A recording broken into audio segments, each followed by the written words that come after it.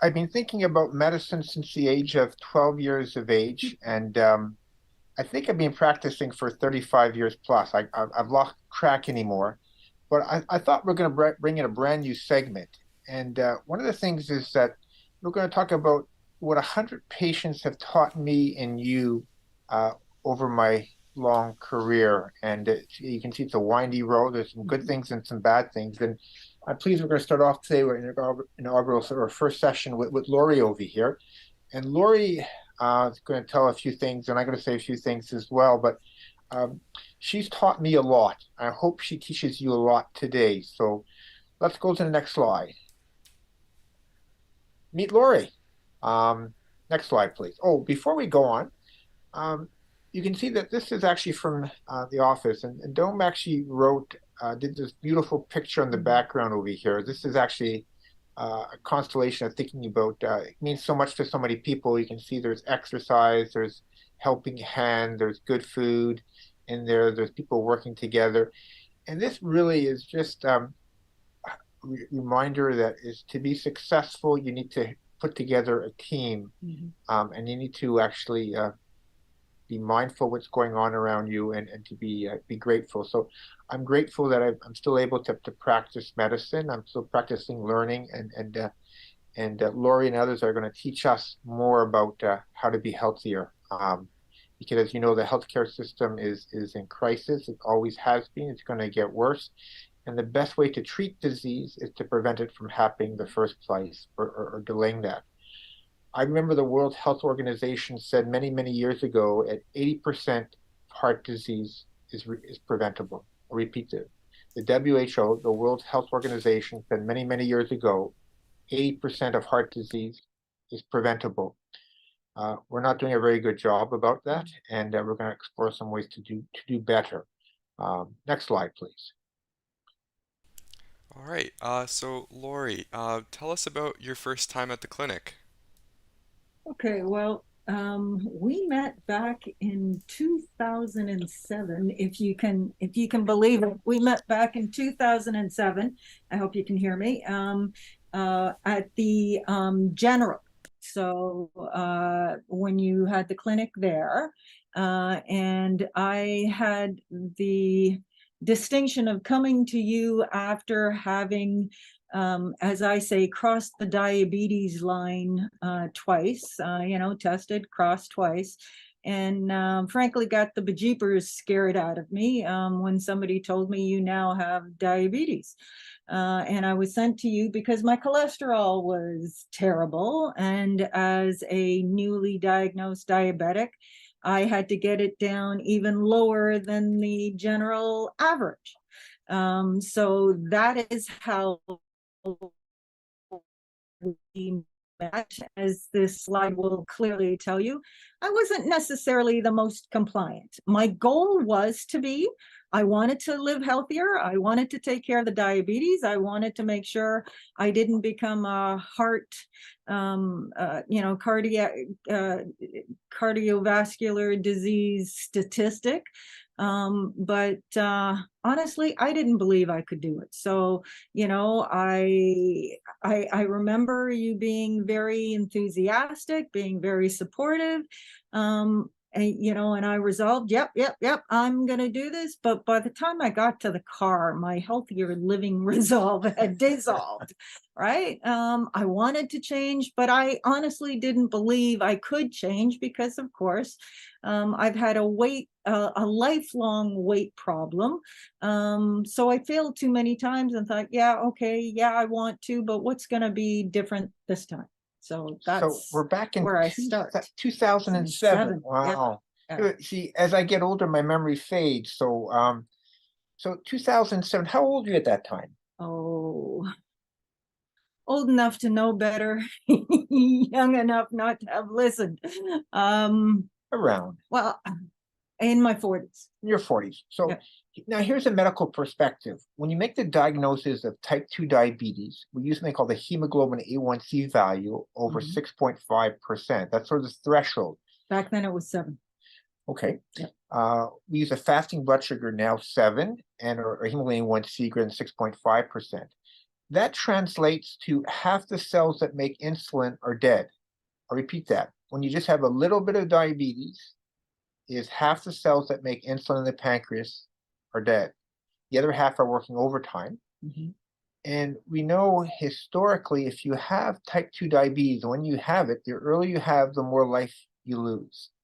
So an average type 2 diabetic will probably lose somewhere between 2 years to 20 years of life when you have it. So if you're starting in your 40s, you're probably going to lose 10 to 15 years of life unless we do something about that.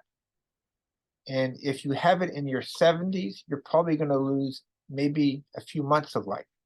So it really depends when you get it. It's duration of diabetes that's important right now. So from a medical perspective, is that having diabetes, unfortunately, is a marker for kidney failure, eye problems, stroke, Alzheimer's disease, certain cancers. You know, it crosses so many domains. And that's why it becomes complicated right now, because everybody's involved, from your family doctor to different specialists, from kidney doctors to heart doctors, endocrinologists, and you're probably going to get conflicting advice from time to time. And I think Laura's going to share that with you as well, because everybody thinks differently, and putting that together. So having a good family doctor is important, and having good conversations with your specialists are important too as well, and other healthcare providers, diabetic educators, your eye doctor, your next door neighbor, Dr. Google, but use Dr. Google wisely if you're going to use that. And hopefully you'll look at some of the stuff we put together. So the journey continues. What's next? Next slide.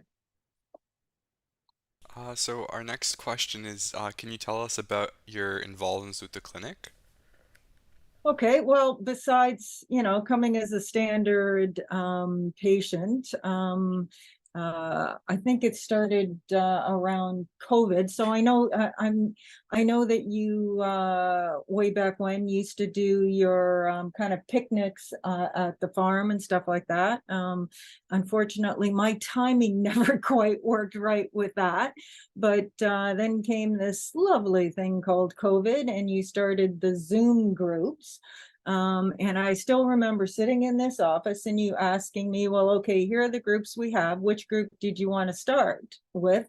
And I said, all of them. And you said, well, why don't we start with one or two? So I started with the Tuesday group, the weight management group, and found that really helpful. I then joined the Wednesday group, what I refer to as the 3M. Motivation, mindfulness, and movement. And out of that group, I would say I have one friend that I do yoga with every day, well, weekdays. And I have another group, another gal that I have walking dates with. So those friendships came out of the Wednesday group. I also participated in the cooking club and attended a few of the sugar clubs on Saturdays. Yeah, I took full advantage of all of them. The only one I haven't, and I saw the sign for the Fitbit group, so I will join that. The only one I really haven't is the activity exercise group, but because the timing hasn't worked for me, it's at the end of the day for you, and it doesn't quite work for me to fit into the schedule. So my suggestion out there, try it. I'm sure you will like it. You don't have to join all the groups like I did, but try at least one. The journey is always better when accompanied by a friend, and all of the groups, guaranteed you're going to make some really good friends. Some that may stay with you even outside the group, the way they have with me. So as the groups evolve, we're right now mostly on Zoom, but we're going to try to have some form of hybrid model where you can actually either come to the clinic, do it at home, do it during activities, or do it on Zoom. So we're going to try to evolve to that area. So initially we once met at Ryerson Church basement at one time. And now we evolved to Zoom. Now we're going to have some sort of hybrid model of all the above. And I actually enjoyed them all, but I always felt the cooking one on Sunday afternoons to be very special. We'll all be cooking Yeah. together. Yeah. And So yeah, I have to say that one I really enjoyed, and I always said that I got homework from those because the discussions between you and Dr. Ganguly in particular. So if you're not familiar with Dr. Ganguly, great website, foodasprevention.com. So a little plug there. But the conversations were always so great. I was always taking notes about something about, something I wanted to learn more about. So I would spend, the rest of the week Googling, from things from my notes just to find more. I couldn't get enough, and just loved it. I kind of miss it. I wish we would go back to it. yeah, we're trying to find the time where most people Yeah, can really. join. It's trying to, everybody has busy lives, Yeah. but it's really special. And Dr. Ganglu, who people who don't know, is a gastroenterologist here at McMaster. He specializes as food as prevention, and he has his website. But he's a big proponent of plant-based eating, and Yep. does a wonderful job at that. And so look at his stuff. He actually has a couple webinars on with us too as well. So great guy. So lots to learn of. Next slide there. What's the next question you got there? So we'd love to hear about your weight loss journey. Okey-doke, and I think you have a couple of slides with this. So, okay, so the point of this slide is if you look on the right-hand side, that's what I had then and what I have now or don't have now. On the left, all the things that you could possibly get because you've got, shall we say, a few extra ounces to the skeleton. So, it talks about, of course, type 2 diabetes being at the top of the list, heart disease, high blood pressure, joint disease, GERD, breathing problems, asthma, fatty liver, polycystic ovaries, urinary incontinence, migraines, depression, gout, venous status, I think is that, am I saying that right? Yeah. But if you look on the right, you can see I had more than enough of them. And I was very quickly putting myself in an early grave. So I kind of resolved that I'm leaving this stuff behind. And if you look at the now, I've gotten rid of just about everything except for the migraines, and I'm working on that. They are significantly better than they were. So I'd say I'm 95% from where I started. So I am very happy with that. And we can sort of add to this list to kidney failure, Alzheimer's disease, 6 or 7 cancers. So the list goes on and on. Lower income, as you mentioned, is that, and some people think of weight being a cosmetic issue. I think of being a medical catastrophe for many people. And I'm still trying to get this town off over here, off there. I'm working hard at this. I'm working evolution. But I'll say one thing for Lori is that last week or so has been a good week for me because as Lori knows, I love bread. Yes. And we've had no bread in the house because no one was in the house for a week. Everybody was away, so I was just by myself, and I made sure there was no bread there. And so I was able to lose a few pounds just by eliminating bread from my diet and doing a little extra activity because people were away. Next slide, please. So you can see that a lot of these things are very treatable. Exactly. So as you can tell from that picture, I hated getting my picture taken. I was born fat, to be blunt. My nickname as a baby translates roughly to bacon baby. So like I was the chubby cheek cherub that, everybody thinks is wonderful, but not so much when it came to health. So I worked at it hard.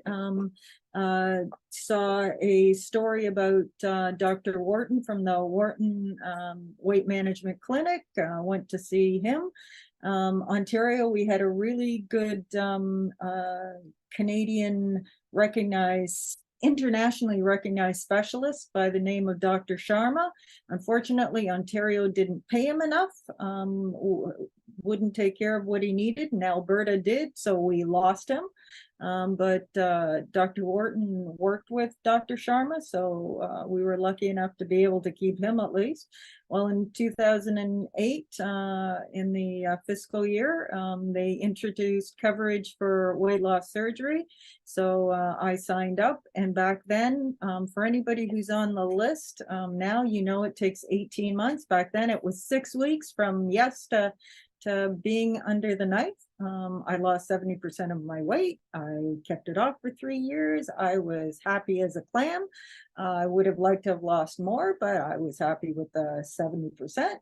And then, next slide, please. So hold on, yes, go back a minute. Look at this now. So you know, life is about exploration and trying different things. So she tried the Wharton Clinic. She tried all the conventional programs from Weight Watchers to local diets, different things, and bariatric surgery was just starting, surgery for weight reduction.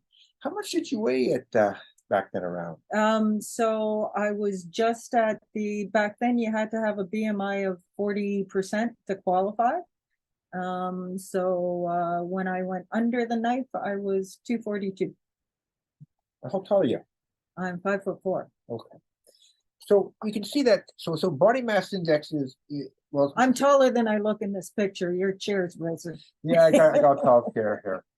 But one of the things is that, knowing your body mass index right now, my body mass index is just over 25 and a half. So I'm aiming for a body mass index between 20 and 23 or so. Around 23 is what I'm going to try to get down to. We say a healthy body mass index 20 to 25. But a lot depends on certain body compositions traits. So we have a different scale right now that looks at how much fat, work distribution as well. So I'm kind of encouraging people to think about getting those types of scales. But body mass index is a very good starting point, and you can say that every scale is different. So weigh yourself the same time every day with your scale. And I weigh myself between 3 to 7 days a week.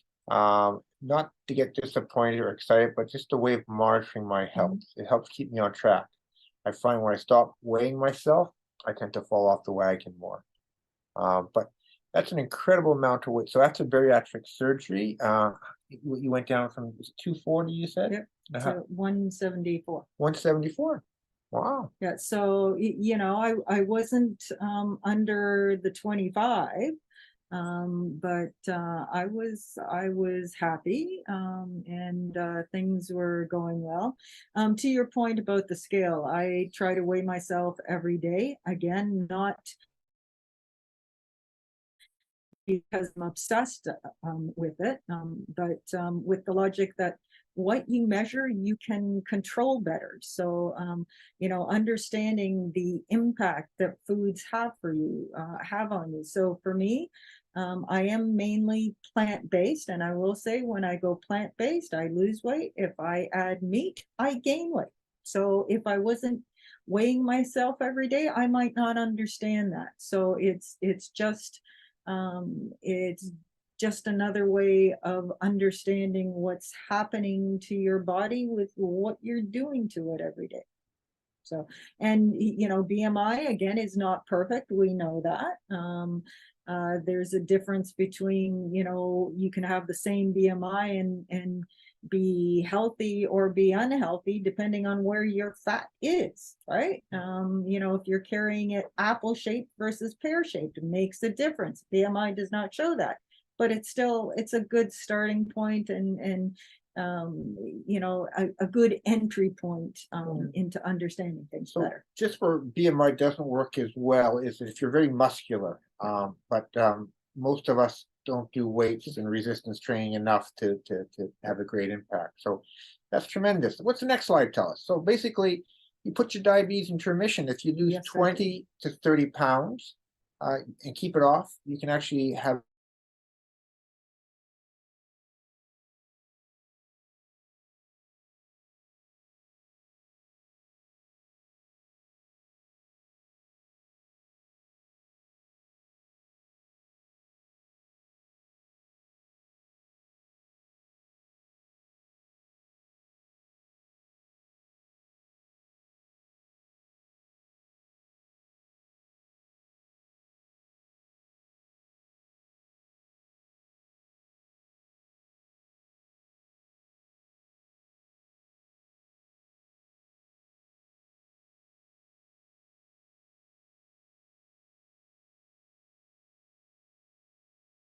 We're just having some technical difficulties. Dr.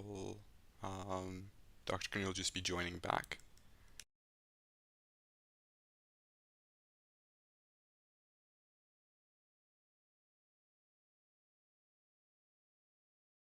Just realized, Amir, we were chatting. You were still there. How long were we gone for? About 2 minutes.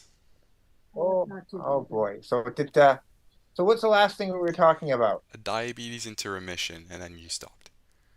Okay. So basically is that if you lose 20 to 30 pounds and keep it off for about 2 years, you have about a 70% chance of putting your diabetes into remission. You're not going to cure your diabetes, but you're going to put it into remission. Now, again, when you make a diagnosis of type 2 diabetes, in our way of thinking right now, a glycosylated hemoglobin is greater than 6.5 for the vast majority of people. And some people, there has to be adjustments based on kidney function, anemia, certain problems with red cells. But basically, our 6.5% is a good number. Half the cells are dead that can produce insulin. So you can actually maybe regenerate some of them. I think we're learning about that, but we can make a difference. We can certainly put into remission. So, yeah, good things can happen. Next slide, please. So in 2012, my hubby came down with shingles, and I came down with something we couldn't understand. All I knew was that if I was upright, I felt terrible. I felt dizzy. I couldn't even have a shower. If I closed my eyes, I would fall over, always to the right. So if you've ever seen the series House, I felt like I was doing my own version of a House episode for 6 months. They could tell me what I didn't have. They tested me over and over and over again. But after 6 months, they finally, after having auditioned for NASA with this wacky machine, they told me I had a vestibular inner ear issue. So that 6 months lasted a long time. I couldn't do anything but lie flat. And what happens? You're on long-term disability, you're bored, you're depressed, unable to exercise. Well, your hands still work, your mouth still works. So what did I do? I ate. I ate down my depression. I ate down my boredom. I ate down my feelings. And of course, gee, what a surprise, the weight came back. And the bariatric program was so new, it had no clue how to help me, so frustrated me even more. And I ended up seeing you. So I got this right. This you start off at 240, you went down Yep. to 170, Yep. and now you went up to how high? I went up to like 135, 240. 240. So we're back Yeah, to where we started with. exactly. So life is a series of up and down, and so what determines success is basically to just keep moving forward and just trying to get better. So is that so bariatric surgery can be very helpful for many people. We know that roughly about a third of patients will not lose meaningful weight reduction. Yeah. The vast majority will, and then there's some weight regain as a distinct possibility. And so we have to find new ways of adapting. And let's see what happens next. So next slide, please. Okay, what finally got me motivated? Well, the regain certainly didn't help. And for me, it was just a day that came along and I said, enough is finally enough. And I'm an accountant by background, so I was actually watching a financial webinar that guy by the name of Bob Proctor. So if you're interested in mind shift logic, he's great for that. So yeah, he does a lot with finance, but his logic applies to anything. So what struck me is something he said, that the only thing holding me back was me. I was my only problem. I was my only solution. So it's like, okay. And one of the things I'm known for saying, before I could release the weight off my butt, I had to release it in my head. So, and I am very conscious about using the word release versus lose. What you lose, you can gain, you can find and regain. My logic is this weight is now released, never, ever, ever to be found again. So I use the word release. Next page, please. So as you well know, there's this lovely little book called 30 Days to a Healthier You. So I got the book. I even have it autographed. I devoured it. I wrote out all of the recipes. I have a separate recipe binder that I keep those in, added my own, and I followed the meal plan to the letter at the time. No surprise, if you follow the plan, you actually lose weight. Gee, who would have thunk? So over the pandemic, I gained a little, but I quickly re-lost it once I got back into the groove. I joined the support groups with the logic of getting my head on straight, you know, that this time is different because I'm different and I no longer diet. It's about in order to be workable, it has to be sustainable. So I would encourage you, if you're looking to release some weight, don't think about diet, think about how you can eat healthier, how you can think like a thin person. I had never been thin, so I could not understand how to think as a thinner person. So for me, that was a really big thing. So Dr. Curnew knows that I push mindset a lot. You can have the mechanics of what to eat and when to eat and how much to exercise and what exercises to do. And we all know about the balance and flexibility and strength training and cardio and all that good stuff. But if you haven't got your head on straight, none of the rest will work. You'll either fudge it, get lazy when you don't feel motivated, don't feel up to it. But if you have your head on straight, the rest automatically comes. So for me, that's the biggest thing. So if you want to lose weight, get your head on straight first. Release weight. You know what's kind of interesting is that it took me about 55 to 60 years to understand mindfulness in a better way. I've taken some courses from this. I went to a guy called Herbert Benson from Harvard, the mind-body connection. I was trying to understand this from a scientific perspective. Then I met Dia, Jerry, and Hannah from the 3M groups. Yes. Holy shit. Yes. These three are phenomenal. And what I've learned is that we basically have between 40 to 80,000 thoughts that cross through our minds most days. Most of them are repetitive and most of them and unpleasant. Absolutely. Yeah. And you get caught in this, and I get caught every day in this circumstance, but now I learn to pause.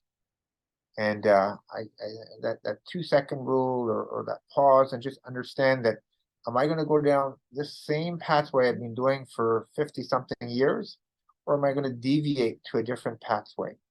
And that's basically a mental thing. Yes.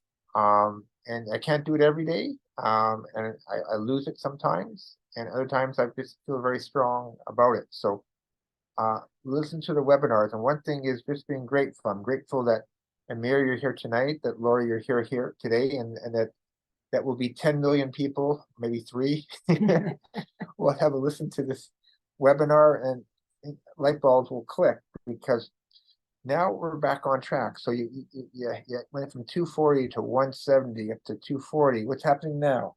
So now I'm about 179.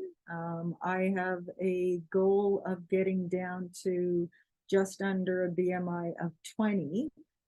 But my logic for that is because I've got arthritis in the hips. So I am Italian by disposition, by genetics, which means I got big hips. So if I want to preserve my hips, I need to do everything I can to take the weight off of them. So that is my logic. It's not a vanity project, it's a health project. to get down to that BMI. And I will say two things to further what you said. So between action and reaction, there is time to pause. And it is vitally important that we take that, whether that be, jumping to anger or jumping to eat down our emotions. It's a matter of taking the time to say, okay, hang on, let me breathe, let me count to 10, let me have a glass of water rather than jumping to that chocolate bar. As I'm passing the corner store, I don't have to. Let me delay gratification. Let me do an extra push-up, even if it's doing just one more than I did yesterday, or walking an extra block, or walking 10 extra steps. Start where you are. And one of my other mantras is 1% better. If I can be 1% better than yesterday, I've always been a perfectionist, so that was probably one of the things that helped me to fail many times before. If I couldn't do it perfectly, I'd stop and say, oh, I'll restart on Monday. No, it doesn't matter that I wasn't perfect for breakfast. I can be better for lunch. I overindulged yesterday. No big deal. Today's a better day. I can be better than I was. So that is the focus. And the other thing is, we talked about 40 to 80,000 thoughts, most of them negatives. It takes 7 positives to undo one single negative. So if we talk negative to ourselves, who the bleep and bleep bleep bleep is ever going to get a chance to say something positive? We have to stop talking negatively about ourselves, to ourselves, and thinking negatively about ourselves. So that is huge. Again, what a surprise! It's all in the mind, right? It's what we choose to do with it. So, next slide, please. So what does that all lead to? Starting with, and these 3 categories happen to be, what a surprise, from the American Heart Association, actually reworked a little. So we have to think smart, start in your head, understand your why. My big why was health.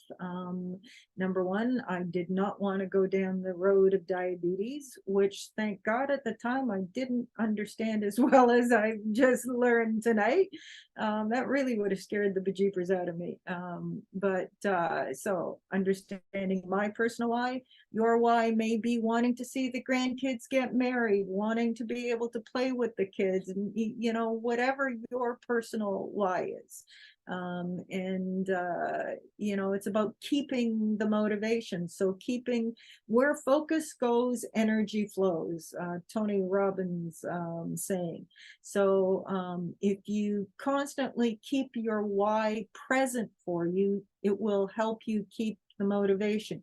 Another reason why daily checking in with the scale to see how you're doing can help keep your motivation. It's not about, doggone it, I'm a pound heavier. No, it's about, okay, I learned something. I shouldn't eat, a half box of candy bars and expect not to gain weight. See it as a learning opportunity. And then, of course, learning to think like a thin person. And there is a different mentality. A thin person will choose the orange, not the orange juice. A thin person will choose,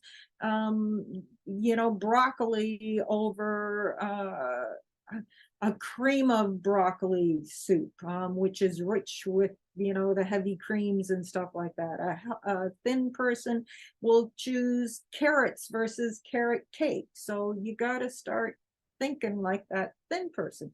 And then, of course, it's about eating smart, because now you've been thinking like a thin person, you're going to eat like a thin person. And it's an adventure. It's not a, oh, Jesus, I got to make something healthy. No, what healthy thing can I make today? So think about it as an adventure. Think about trying new recipes as, an opportunity, just a great chance to visit the world, through your kitchen. Nutrition, the better you understand it, the better you can help yourself. Understanding the various components of the macros, the proteins, the carbs, the healthy fats. We'll hear that avocado is really high in fat, but it's a healthy mono unsaturated fat, so really, really good for you. So just re-educating yourself. And learning to cook in a different way. And again, yes, it can be intimidating, but cook in small batches. So if if you've screwed it up, it's a small batch, right? No big deal. But learning to cook without oil. And yeah, if you were raised cooking with either oil or butter, it can be intimidating, but it is doable, and you will learn. You'll actually learn to enjoy it if you see it as an adventure. So it really worked for me. And then, of course, there's this minor thing called moving smart. So, check out exercise videos. And we are really lucky this day and age. Google, oh my Lord, YouTube, everything you need is out there. And a great book I recommend is Atomic Habits by James Clear. It can help you formulate good habits. His website, jamesclear.com, I think, even has an email series that you can get to help you get started. All kinds of free sheets, templates to help you track things and really get you going. Minor thing, your heart will thank you. Yeah, you mentioned is that you don't need to cook with oil anymore if you want to. You can use a nonstick pan, but more importantly, you just use water Yes. or vegetable broths, and so Yes. it's a change, and it's not so it's actually quite good. That's the way Yeah. I do it. Next slide, please. Wonderful. So just change your mindset. And Thank you. start with spices before you reach for the salt, right? Because Fair. far too often Yeah. we reach for the salt, and there are so many wonderful spices out there that unless we tend to stick to the ones that come from our culture, but my God, there are so many wonderful cultures out there that we all need to explore and leave the salt behind. So this one of the other things I talk about is my weight release journey will be different than anybody else's. It's about finding what works for you. But this list is kind of compiled from a group of 4 of us from the Tuesday group that happened to speak one night, all about our own individual journeys. And you will find a lot of commonality amongst successful releasers. So we all committed to change. We developed systems that worked for us, and we chose progress over perfection. So by developed systems, one gentleman by the name of Paul actually found something called the sardine diet. The logic being that if you're hungry enough for sardines, you are really hungry and not just bored. So it's a great way to understand your body better, to be able to understand physical hunger versus emotional hunger. So just one example, I'll give my cat sardines. I haven't resorted to eating those sardines yet, but yeah, I'm never saying never. So anyways, it's also about becoming obsessed, being healthy first versus thin first. cosmetic ain't gonna last because we're all getting older. So it's about getting healthy, and it's about not dieting, it's about choosing. So not focusing on what I can't have, focusing on what I can have, and how do I make that healthier. And for me, the choice was to go whole food, plant-based. It actually kind of started with the migraines. Everything I was trying wasn't solving it completely. So then the question became, maybe it's the chemicals, maybe it's the additives, maybe it's the processing. So I went whole food, plant-based, and found out that, yeah, I may have not have solved it completely, but it's getting better. And then it's about bundling good habits with existing good ones. So one of the examples that is often used is brushing your teeth. Is the floss. Is, do you keep the floss close to your toothbrush, so when you do one, you know to do the other? So we're all pretty good at brushing our teeth. So what can you do that can be healthy at the same time as when you're brushing your teeth? So a really good one is, you know, starting the day with a couple of glasses of water. So maybe before you brush your teeth, you have a couple of glasses of water, so that way um, uh, you're not overly hungry when you sit down to breakfast. And the same can be said for having a couple of glasses of water before any meal. There are studies that have shown that if you have just 2 glasses of water before every meal, within a year, you could lose about 10 pounds. 5 to 10 pounds, depending on which study. That sounds pretty good to me for very little effort. So beyond that, devouring knowledge about nutrition, exercise, lifestyle. The more you know, the better you will get at it, the more you'll enjoy it, the more you'll be motivated to keep at it. Again, where energy goes, where focus goes, energy goes. So the more you keep it on top of mind, the better. And that may mean that you have to step back. So if you know that when you go out with the friends on Friday night, it's going to be beer and nachos, maybe until you get things under control, you need to step away from that. And of course, never forget your why. Remember those grandkids, remember those hips, remember whatever it is, you know, climbing Kilimanjaro, whatever your why is, always keep it close if you need. So, you know, we're all really good at having pictures of family on our desk. Well, if your why is you want to climb Kilimanjaro, have a picture of Kilimanjaro on your desk. Just something that constantly reminds you, maybe on your fridge, so that when you open the door for the fridge, okay, if I have this chocolate bar, I'm not going to make Kilimanjaro. That might do it for you. Whatever works. And of course, know your health numbers. Track what you eat. Track what you drink. Every bite, every drop. If you're just starting out, get yourself a nutritional scale. They are absolutely wonderful. Our eyes can deceive us. What we think is a, you know, half cup serving, or, you know, like when we think of cheese, we think of, you know, a serving is the size of your thumb. Well, if I compare my thumb to Dr. Curnew's thumb, they're 2 different thumbs, right? But a nutritional scale will tell you exactly what a serving size will be, and you can see what that amounts to, not only in calories, but on you know, macro and micronutrients. So highly recommend that. And of course, look for support anywhere and everywhere. And Dr. Curnew's groups here are wonderful for that. Any adventure shared is a much more enjoyable one.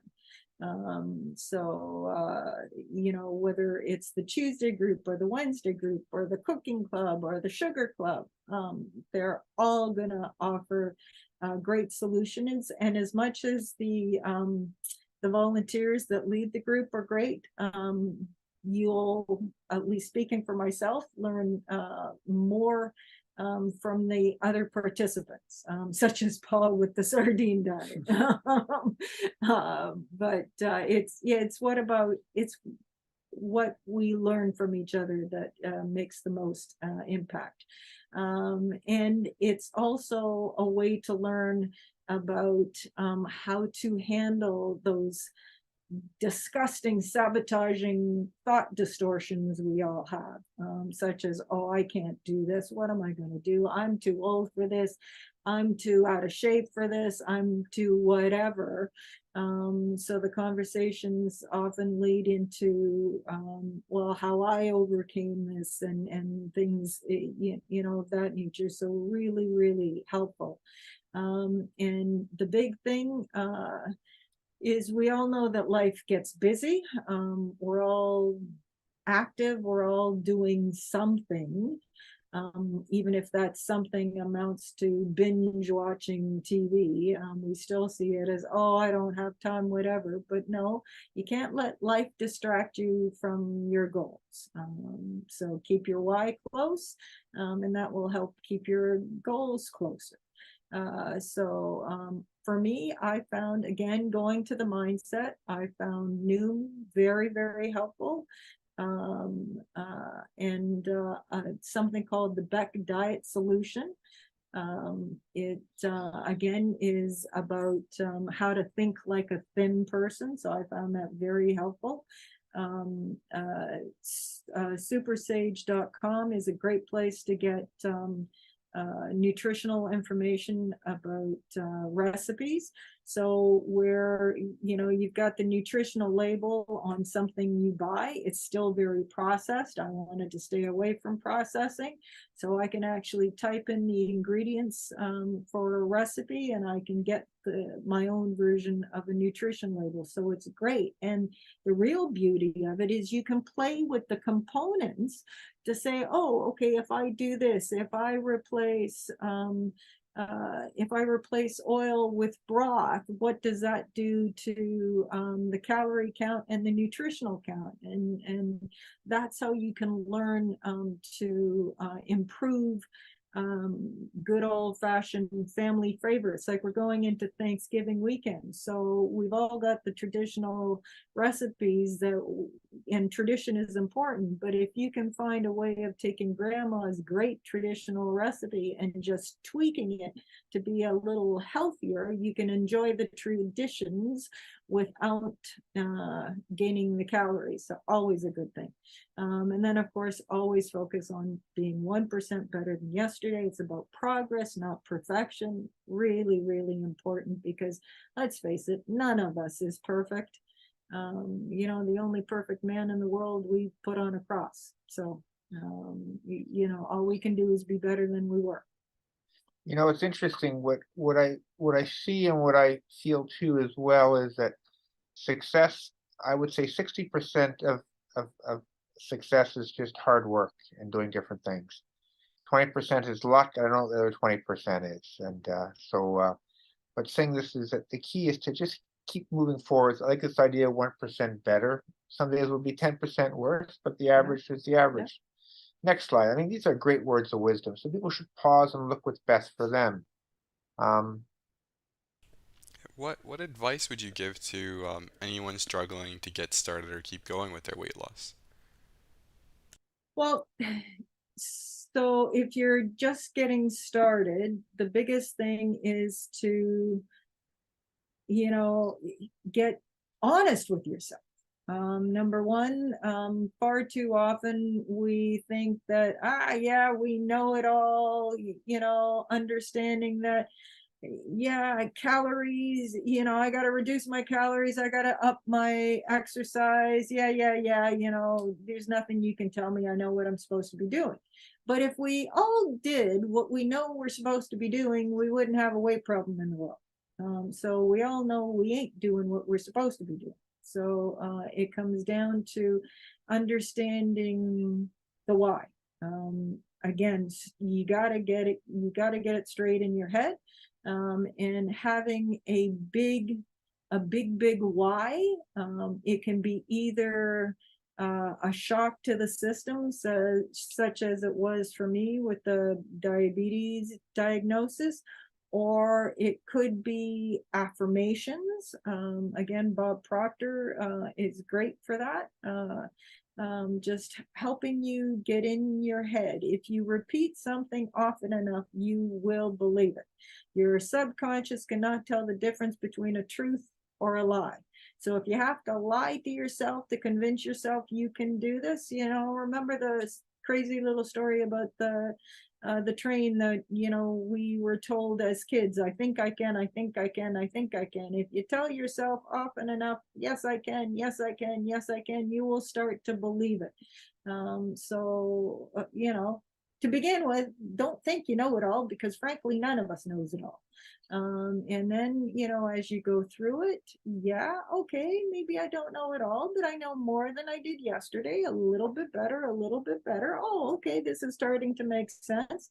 And now, hey, you know what? Okay, I get that this is complicated, but I'm getting it, I'm getting it, I'm getting it, because I've spent the time to research it, because I've spent the time listening to others who know it, sharing my challenges and hearing how others have worked through it in similar situations, and just listen, right? One thing I'll say, if you want something done, go find a busy person. Is that I always think about 80% of the work is done by 20% of individuals. So when I hear I'm too tired, I'm too busy, I don't have the time, I feel bad, because is that we, until the age of somewhere between 20 and 40 years of age, you'll be at your peak bodily functions. Then it's all downhill. The average, North American will lose between 30 to 50% of their muscle mass between the ages between 30 to 70, half your muscle mass. 70% of Canadian adults are struggling with their weight. I get it, and people all say, I'm going to do it later, I can't do it now. Well, again, the sooner you start, the sooner you can get on your journey. And the number one determinant of success at Weight Watchers is people who had a bad day get back on track quicker than other people. So please don't procrastinate, don't wait anymore. Just move forward and enjoy the journey. Yes. Next slide, please.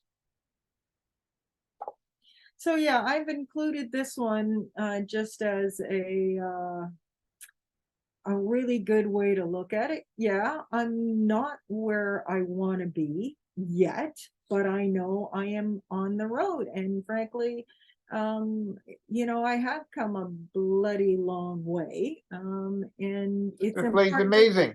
It's important to celebrate that along the way and to be proud of that. It's because I have gotten as far as I have, that I know I will get ultimately where I want to go. Simple as that. Right? Success breeds success. Next slide, please. So another question for you, Lori. If you had the power to reach everyone in the world, what is one message you would share? Okay, next slide, please.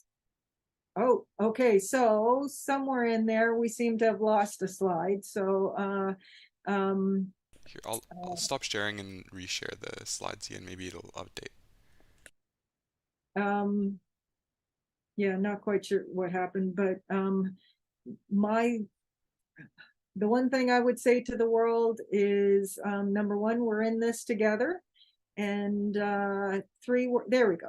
Yeah, we've got to choose. We choose our health, There's a commercial for a travel organization that talks about we need to be the director of our lives, and that's what it comes to healthcare.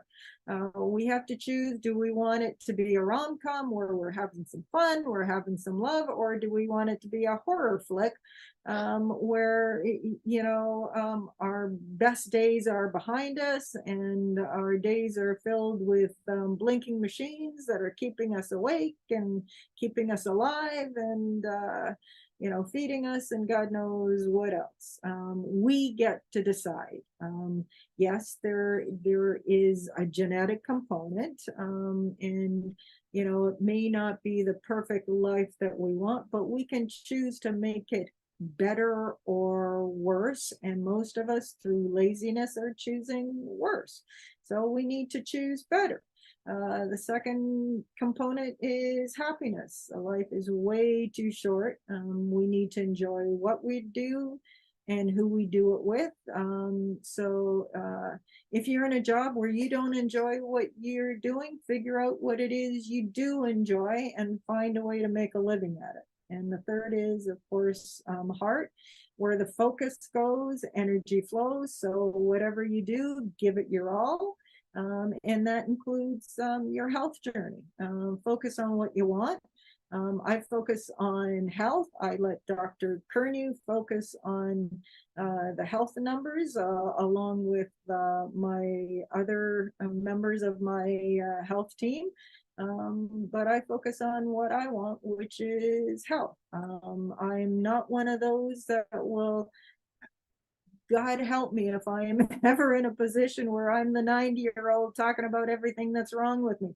Oh, hell no. I'm going to be the 90-year-old that's, that's kicking up her heels and dancing all the way down the street because I focus on health, not sickness. So simple as that. Well said. Next slide. So now from Dr. Curnew, what are some things you learned from Lori? I learned so much from Lori. One of the things is that we talked about OptiFast one day. Well, OptiFast is this liquid replacement that gives you all the nutrition you need. And Lori said, I can do better. And she's created this wonderful soup. And one of the backbones is that you want to get your calcium, and having kale and spinach in there makes a huge difference. And so this is actually a wonderful soup. I learned that on the cooking sessions that she'd be looking things up on, I call the Google, and be finding things. And I'd be arguing with Dr. Ganguly about something, and we learned a lot. So it's been a great journey because we go into healthcare because we want to make a difference. And watching Lori thrive and making other people, and I also notice her frustration at times because what makes Lori so successful, she's not afraid to try and fail and try different things and moving forwards. Life is a series of snakes and ladders, ups and downs, and no matter what happens, she gets up and moves forward and brings other people along with her. She's made so many contributions to our Facebook page. I learned so much from her, and one of the things is that if surrounding yourself with a team that makes you better is important. Mm-hmm. There's some relationships that are poisonous or harmful to you. Lori makes everybody around her better, and well, I try. And no, but you do, and that you can see that. There's some people that are, this world is, we become self-centered in many ways. We're becoming argumentative, but Lori's one of those people that has an approach. She listens, and she comes up with solutions and things that we try. And I'm a better person because of Lori, and I hope you take with the things that she's gone through. We have differences about certain things, but we have many similarities, and I'm learning all the time. And one of the things that makes the clinic that I work in so special is I have these 100 McMaster students that are full of enthusiasm, mm-hmm. the vast majority of them anyways, and they make us all better. And it wasn't for people like you, Amir, and others that we wouldn't have these webinars. Exactly. And so I thank you. I look at Anya and Sonali on their timeless efforts on those Tuesday sessions. And I can go list of all the people from before, from Devanchi and others that Yes. have Yeah. all made us a stepwise better approach. Um, I don't know how many steps it's going to take for each of us to get healthier. If with a linear relationship, 1% every day, that would be fine, but it's not. But I'm enjoying the journey, and Lori makes it easy to enjoy the journey. So thank you, Lori. I'll give you a big All hug if right. I may. Thank you. And thank you. All righty. And thank you, everybody, for joining us. And hopefully there's something in there that works for you. But the bottom line is you've got to find what works for you. And the only way you're going to find it is if you keep on trying. Let's see the next slide there. So one of the things I'm going to spend with you a little bit of medical stuff. So I spend probably on average about 2 hours every day reading something medical and whatever. So this actually happened yesterday. This is a 4-year-old boy. This is a coronary circulation that unfortunately died at the age of 4. Wow. And what you see here is this blood vessel, and what you see on that arrow and that little round red thing is a little bit of blood supply. That artery is 98% blocked. Wow. So in this unfortunate case, if someone has a very genetic abnormality called homozygous familial hypercholesterolemia, so an LDL cholesterol of 20. Most of us, we talk about trying to get LDL cholesterol. The average cholesterol 5 is people have gotten used to that. Average is not healthy, it leads to heart disease. You want to, there's optimal. And optimal LDL cholesterol is less than 1. So having a cholesterol of 20 or greater in this one child has led to a heart attack and deaths. And this disease goes silently for many decades for most of us. So this reminds you the power of just cholesterol. And that's why we talk about this. So this is, and I think the earliest I know of a case of a 2-year-old that died from heart disease. And I learned yesterday about a 1.5-year-old that died from heart disease. But here's a 4-year-old individual. Again, these are very rare genetic abnormalities, but knowing your numbers and knowing how to treat is important. So Lori can share the knowledge and enthusiasm. I can share the science as much as I possibly can with you. Next slide, please. This is on your left is what normal vessels to your neck goes into. On the right, these are blocked arteries. And my dad asked me just before he died, give me some Drano, and can you fix this? Is heart disease reversible? If you look on your right, all that plaque, that's not reversible. You're not going to make that go away. That's years and decade of trauma and injury, from blood pressure to smoking to poor sleep to anxiety to stress to cholesterol, blood pressure, cigarette smoking. It's so we can so this process of many people will be very asymptomatic with these blockages for decades, and people don't think about it. If you drive with your tires deflated, it's going to wear out quickly, and if your arteries are blocked, it's going to rupture and have a plaque at some point in time. And if you expect a bypass or an angioplasty or an endarterectomy, fixing the arteries in the neck, are going to fix this problem, you have something coming to you. We fix the most severe blockage, but this is a very diffuse process, and it's a terrible process. So let's get on board and work on this today, not tomorrow, and keep working. Next slide, please. So that just reminds me what disease arteries look like. I spend most of my life right now dealing with problems and don't have time sometimes. I feel bad right now is that the world of prevention, a good doctor makes a good diagnosis, a better doctor prevents disease. Right now, we are stuck in a healthcare system that's it's in crisis. It has been in crisis for decades. It will stay in crisis. And I can't necessarily always blame the government. The Ontario government is spending half its money on healthcare, and it's not enough. It's not right. But to be honest with you, when we start off in saying that 80% of heart disease is preventable, And Lori is one of those people that is taking prevention to heart. So this is my days, and I'm happy to deal with these problems, and will continue to work hard in those areas. And I much rather be in the kitchen on cooking healthy and eating healthy. Next slide, please. So, healthcare will have to deal with the sickest person in this time. This is actually the biggest problem we're now facing right now is congestive heart failure. What happens is that as you get older, the arteries get stiffer, and the heart becomes scarred. And we're thinking, I'm tired, I'm fatigued, my legs are swollen, I'll lose weight next time. We can do the ultrasounds, we can do the blood tests, we can use the medications, but diet and exercise. And we also know that once you have the diagnosis of congestive heart failure, you have up to a 50%, or the expected survival is about 50% at 5 years. Now we have pillars of therapy. We can actually change outcome. We can actually make heart muscles stronger, and that's something in the past we could not do.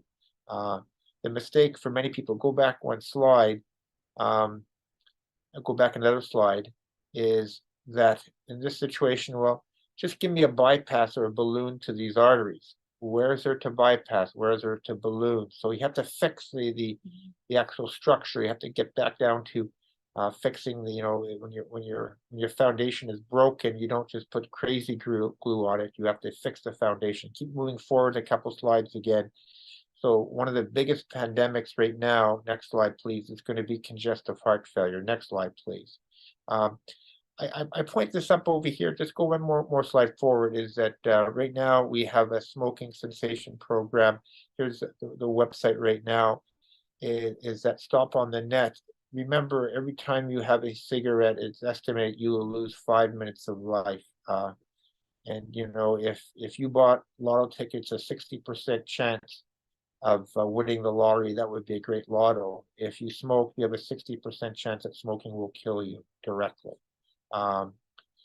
And this is something that anybody who smokes, if you're in Ontario, you have an Ontario healthcare card, you have a website, you can actually get smoking cessation products, most of the time at no cost right now, and nicotine replacement therapy. I'm not sure what all the different criteria, but something that if you smoke and you're really serious about that, call us, we'll help you. But if you want to sign up for this, is something you should look at. So this is a program that's restarted again. Next slide, please. So these are some of the things from the medical perspective I just crossed through my pets today. This is my middle son, Jordan. He's moved to New York, and he's one of my heroes as well. I have many heroes. He's now preparing for the Toronto Half Marathon. I think it's October 16th or 15th. It's coming up. He's lost a lot of weight. He also has a very high LP little a like his dad, and he's already on cholesterol medications at the age of 21. Or started, he's 21 years of age. Now he's going to beat the pants off me in this half marathon. I've had one running session so far for a half an hour. Last year I did the Toronto Half Marathon, or my wife did the Toronto Half Marathon. I didn't know my wife's name. She finished, or I finished, in 2 hours and 44 minutes. And I think there's about 100 people behind us. So this year I plan to do it this year. I had such a fun time. I kept saying I'm going to train more. I didn't train more from that, but I'm going to do it. I'm going to complete it. Everybody will go on home a week earlier, but I will get to the finish line. And one of the things is that when I saw Jordan make water his number one beverage, I made water my number one beverage as well. Next slide, please. So just surround yourself with people and make them all healthy. This is our lovely daughter, Jenna. And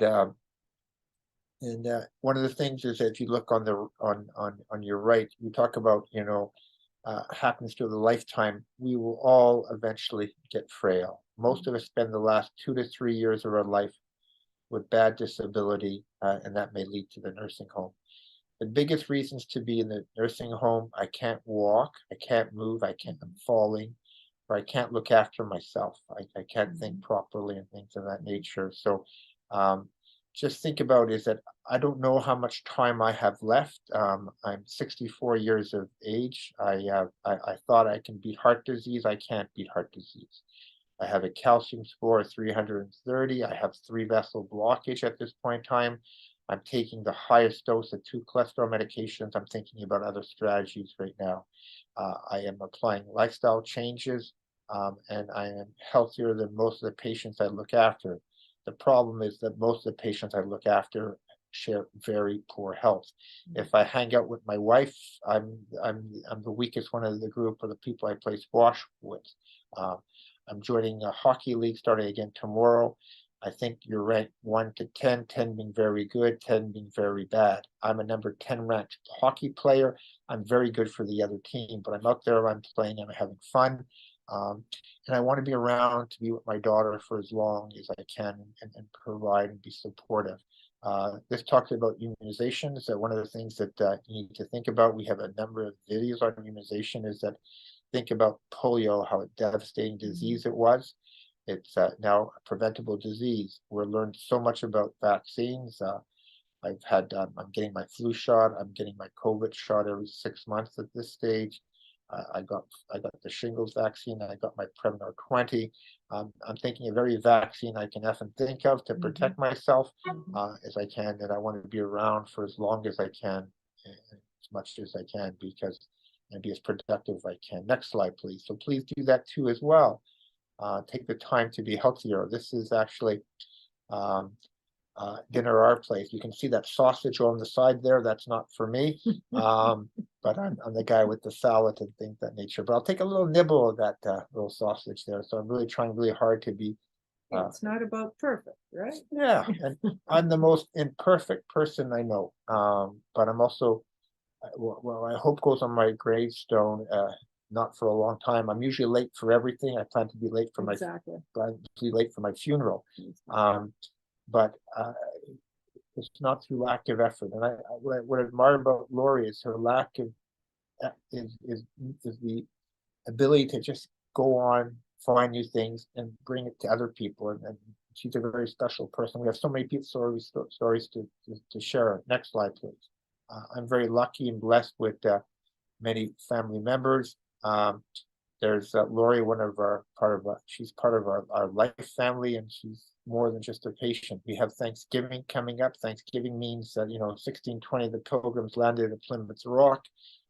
They shared their first winters with the natives, and they had a feast. And we're all going to have a feast this weekend. And look at our Thanksgiving feast we have with you. It's quite good. Is that the cooking team has put together how to have a good Thanksgiving and how to make it a little bit healthier, or a lot healthier. And look at the soups and smoothies that Lori is being part of that, and the rest of the team. So there's so many things. Knowledge is don't important. Forget to get the book if you don't already have it. What I'm really proud of the book is it's written. It took 25 years to write. Talking about taking time to write. But I'm privileged that it's basically the work of over 500 people, and it's really a special book. And It really is. And the team Although my soup's better than yours. Yeah. There's a cabbage soup that starts the recipe, that starts the journey, and the logic, I think, is to give your system completely something different and to help it get out of the usual. But yeah, my soup's better than that. Gives you all the nutrients. 4 cups of soup will give you all the nutrients you need for a day. So yeah, take a look. It's a lovely webinar, and it reminds me is that every cent that we collect from that goes to helping others. It makes it even more special. So exactly. So please be helpful, make other people around you healthier. I forget, is that the last slide, or is there another one? That is the last slide. Well, listen, like always, we take too long. I'm sorry. I should learn to be brief. But really a special thanks, Amir, for putting this on, and the team who prepared that. When I saw the presentation today, we changed it quite rapidly, and I think I gave people a bunch of heart attacks today, but they did such a wonderful job, because this is about stories and about sharing, about getting better. And Lori, your story is a beautiful story. And we have our ups and downs. And thank you for everything you've done. One last big all right. Thank you. Okay, thank you. Thank you, everybody. Good night. Amir, you get the final word. Yeah, it was a great webinar. I learned so much about mindset. I think there's a lot for me personally to take away from that, and I think everyone else will too. And it was really inspiring to see your journey, Lori. Yeah, that's my final word. If you can get it right in your head, you can get it right off your butt. And if you don't get it right in your head the first time, you can get it the second time and the third time. Exactly. And well, I guarantee you won't get it right the first time because you're going to keep improving and you're going to keep finding a better way to build that weight release mousetrap. And so this is the first of now we have another 99 patient stories to come up with, and I got more than enough to share. So we're going to bid everybody a happy Thanksgiving, and keep healthy, keep out of trouble, and be fit. Good night, and have fun doing it. And have Good night, fun. everybody. Good night, everybody.